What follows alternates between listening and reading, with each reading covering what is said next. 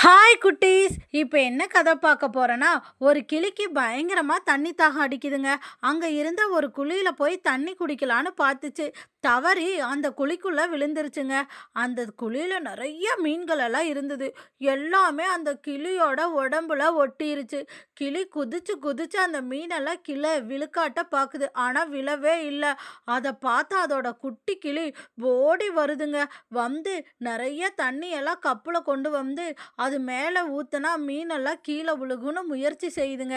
பாவம் அதோட அம்மாவோட வலிய அந்த குட்டி பிஞ்சுனால தாங்கவே முடியலங்க.